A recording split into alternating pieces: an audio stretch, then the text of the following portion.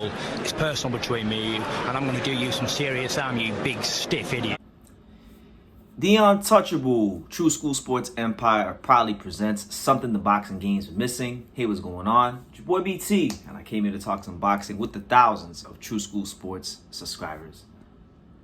Alright, so I wanted to discuss a fighter that I genuinely feel is doing a great job of representing the flag and bringing honor and credibility and respect back to Puerto Rican boxing, and that is none other than the WBO light flyweight champion himself, Jonathan Bomba Gonzalez. I wanted to speak about him because he's in a really interesting part of his career. Right now, as it stands, 2 weeks from the time he's shooting this, he's going to be defending his belt against a Nicaraguan fighter named Gerardo Zapata, who is the number 14 ranked contender in the WBO. Now, this is going to be Jonathan Gonzalez's first fight since, defeating Shokichi Iwata in Japan. He's been a great road warrior the last couple fights he's had. He beat Elwin Soto for the title in Fresno, California, which is a predominantly Mexican area. Beat a Mexican fighter in a predominantly Mexican area here in America to win the title, right? Also defeated Shokichi Iwata in Japan, which is, it's always hard as a visiting fighter to win in Japan just because the fighters always seem to fight so well there in Japan.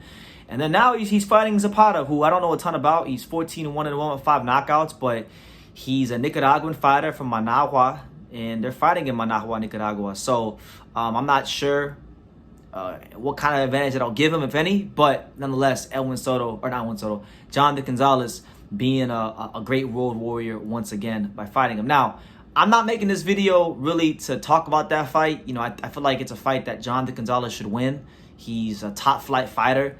Zapata, I don't think, from what I could see on his resume, I haven't watched him fight, but he doesn't strike me as somebody that's upper echelon fighter, but we'll see. They fight the fights for the reason, right? And I'm sure Jonathan Gonzalez will be the favorite. Now, if he takes care of business, there's going to be a small window of opportunity to revisit a fight that was supposed to happen earlier in the year. For many of you that may remember, Jonathan Gonzalez was supposed to go to Japan for a 3-belt unification fight against none other than the amazing boy himself, Kenshiro Teraji. That fight wound up not happening because Gonzalez pulled out of the fight, and then Anthony Olascuaga stepped in on short notice, and it was a very entertaining fight.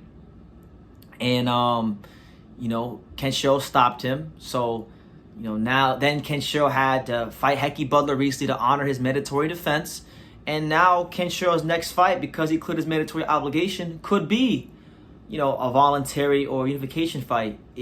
All he needs is for Jonathan Gonzalez to do what he needs to do, and they can revisit that. So that's welcome news. That's a welcome thought. When you talk about the light flyweight division, because I know from talking to Kenshiro for a fact that his focus for his legacy in the sport is to pick up every last one of them belts and solidify himself as the man in the light flyweight division. Now, in order to do that, he's got to fight Jonathan Gonzalez, and he's got to fight Svenatino Chinga. Now, I personally think that, I'd favor him over Jonathan Gonzalez. I just don't think Jonathan Gonzalez can outbox for 12 rounds.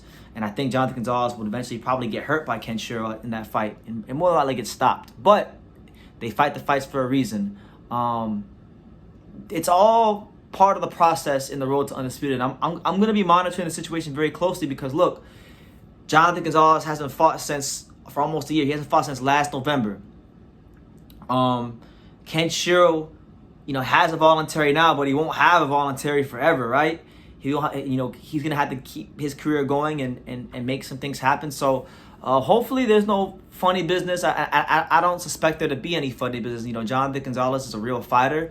Jonathan Gonzalez is a legitimate, credible world champion. There's no reason for him to avoid Kenshiro Teraji. Should he take care of business in his defense against Zapata, so it's gonna be crazy. And I gotta say this: if he beats Zapata, that'll be what he would have beaten a Mexican fighter in California. He would have beaten a Japanese fighter in Japan, a Nicaraguan fighter in Nicaragua, and now he would be trying to beat a Japanese fighter in Japan for a second time. So, win, lose, or draw, you don't gotta love him, but you gotta respect Bomba Gonzalez because he's done a great job of fighting top competition, and he's never lost in the light flyweight division. He's lost all of his losses in his career have come, in higher weight classes he's competed in. He's never lost in the light flyweight division. So he's a much different fighter at 108 than he was, at 112 when he got knocked out by Kosai Tanaka or Jober Alvarez or even early in his career when he got knocked out against Giovanni Segura. He's never been defeated at light flyweight. And until someone takes that you got to give Boma the respect of a guy that is a top shelf, upper echelon, creme de la creme fighter in the light flyweight division. So I'm going to leave it at that. I just figured it'd be good to talk about Boma Gonzalez is fighting October 27th against Gerardo Zapata in Nicaragua.